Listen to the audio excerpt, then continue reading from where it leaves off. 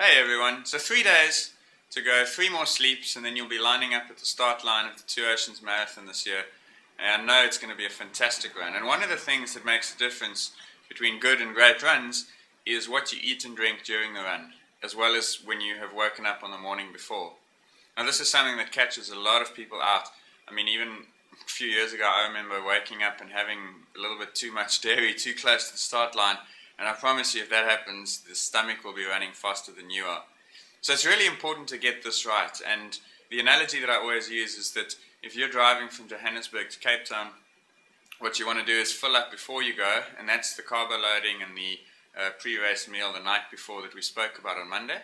But then once you start, you don't go the whole way without stopping again. So you have to stop regularly to replace the energy and the fluid that you've used.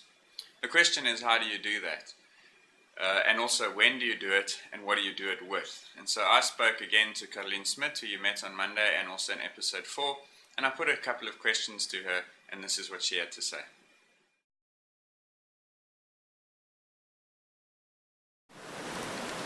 Okay, the meal that you have before your race is very important that it's been tried and tested before one of your long runs. It should ideally be high in carbohydrates and be low in fat and fiber to prevent any stomach discomfort. The volume of the meal will be determined by the time the race starts. So if your race starts at about 6 o'clock, you should have your last light snack at about between 4 and 5 o'clock in the morning. And this can be anything from a peanut butter sandwich, an energy bar, or a banana.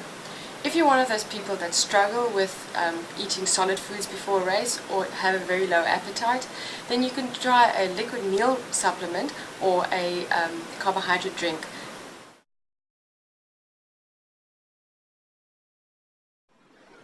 Depending on the intensity that you are running, you can improve your performance by including about 45 to 60 grams of carbohydrates per hour of running.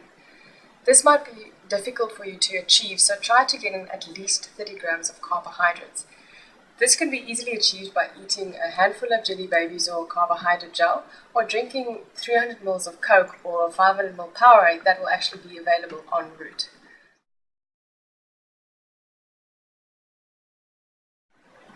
But the golden rule always stands. Never do anything on the day of the race that you haven't tried out in training to prevent any side effects or complications.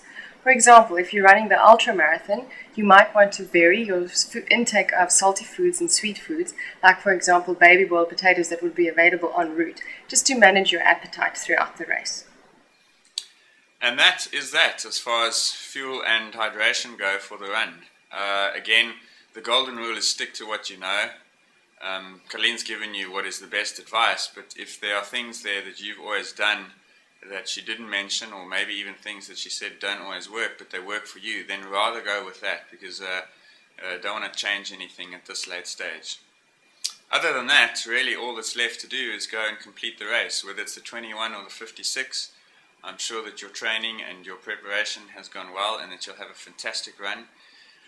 It will be challenging, but again, that's the point. I mean, this is not a race that everyone does, and the reason you're special is because you managed to do it, and the reason not everyone does it is because it's challenging. So I would actually embrace that challenge, enjoy it, enjoy the festivities of the day, being on the road with so many people who are sharing in the experience, and I know that it's going to be a good day for you.